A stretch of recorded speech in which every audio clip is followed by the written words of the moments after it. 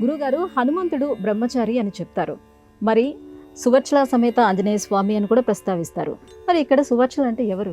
ఆంజనేయ స్వరూపం. ఆంజనేయం వంద్యం మనోజవం మారుతతుల్య వేగం జితేంద్రియం బుద్ధిమతాం వరిష్టం వాతాత్మజం వానరయూధ ముఖ్యం శ్రీరామదూతం శిరసా నమామి. ఆంజనేయ స్వామి వారిని బ్రహ్మచారి కింద చెప్తారు, సువర్చల సహిత ఆంజనేయ స్వామిగా చెప్తారు. దీనికి సమన్వయం ఎలాగ?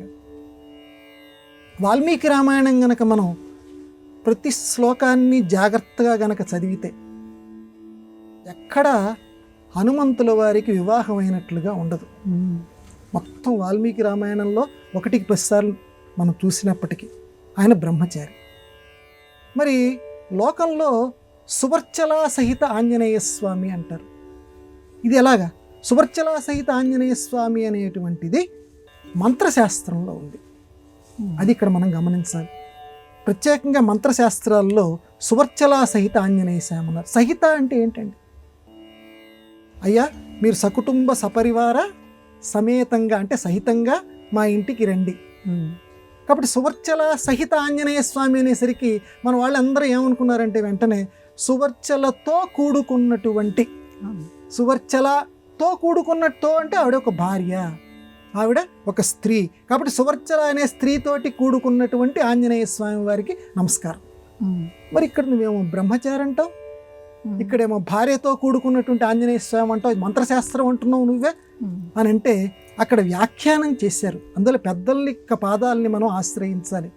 సువర్చస్సు కలిగినటువంటి, సువర్చస్సుతో కూడుకున్నటువంటి ఆంజనేయ స్వామి, అది ఇక్కడ అర్థం చేసుకోవాలట. అంతేగాని సువర్చల అనేటువంటిది భార్య కింద మనం పరిగణన చెయ్యొద్దు. సువర్చస్సు, వర్చస్సు అంటే కాంతి, సువర్చస్సు మంచి కాంతి, మంచి కాంతితోటి కూడుకున్నటువంటి ఆంజనేయ స్వామి.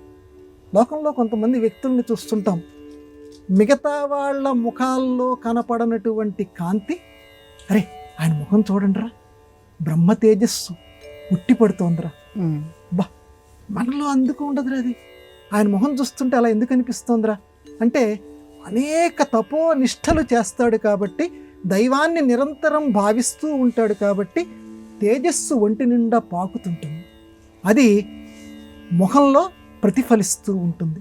నిరంతరం రామనామాన్ని జపిస్తూ ఉంటాడు కాబట్టి ఆంజనేయ స్వామి ఆ దైవము యొక్క ఆ భక్తి ఒక కాంతిలాగా మారి ఆయన ముఖంలో ప్రతిబింబిస్తూ ఉంటుంది. అదే సువర్చస్సు, మంచి కాంతి. వాడి ముఖంలో కాంతి కనపడుతోంది అంటే మనస్సు చాలా నిర్మలంగా ఉండి భక్తి ప్రపూరితంగా ఉన్నది అని అర్థం. కాబట్టి ఆంజనేయ స్వామి సువర్చస్సు కలిగిన వాడు. అటువంటి ఆంజనేయ స్వామిని ధ్యానం చేయమంది. సువర్చల సహిత ఆంజనేయ స్వామి అంటే ఉత్తమమైనటువంటి ఆధ్యాత్మిక కాంతి కలిగినటువంటి ఆంజనేయ స్వామి. అలాంటి రూపమే పంచముఖ ఆంజనేయ స్వామి.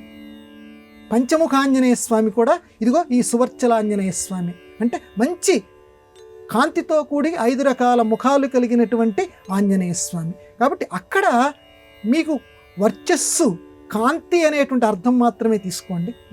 ఇక్కడికి వచ్చేసరికి వాల్మీకి రామాయణం దగ్గరికి వచ్చేసరికి మాత్రం బ్రహ్మచారి కింద తీసుకోండి. అసలు బ్రహ్మచారి అనే పదానికి కూడా మనం చాలాసార్లు చెప్పుకున్నాం, మళ్ళొకసారి పునరుక్తి చేద్దాం. బ్రహ్మని అంటే బ్రహ్మము ఏదైతే ఉన్నదో, దైవము ఏదైతే ఉన్నదో దాని యందు చరించేటువంటి వాడు బ్రహ్మచారి. అంటే వివాహాత్ పూర్వం బ్రహ్మ కార్యక్రమాల్లో బ్రహ్మనిష్టగతం ఏవైతే ఉంటారో, బ్రహ్మపరమైనటువంటి కార్యక్రమాలు ఏదైతే వైదిక కర్మలు ఉంటాయో వాటి యందు మనస్సు పెట్టి దైవాన్ని ఆరాధించేటువంటి వాడు బ్రహ్మచారి. అది రాను రాను పదాలు అర్థాలు మారిపోతుంటాయి కాబట్టి బ్రహ్మచారి అనే పదానికి పెళ్లి కానిటువంటి వాడు అనేటువంటి అర్థం ఆధునిక కాలంలో వచ్చింది. కానీ బ్రహ్మచారి అనే పదానికి అర్థం ఏంటంటే దైవము యందు చరించేవాడు, దైవమునందు మనస్సు పెట్టి ఉండేవాడు. కాబట్టి బ్రహ్మచారి అనే పదానికి వాల్మీకి రామాయణంలో హనుమంతుడి పరంగా అటువంటి అర్థం మనం స్వీకారం చేద్దాం. పెళ్లి కానటువంటి వాడు అనే అర్థాన్ని మాత్రం వద్దు. అక్కడ బ్రహ్మచారి అంటే అదే అర్థం, ఇక్కడేమో సువర్చస్ అంటే కాంతి అని అర్థం.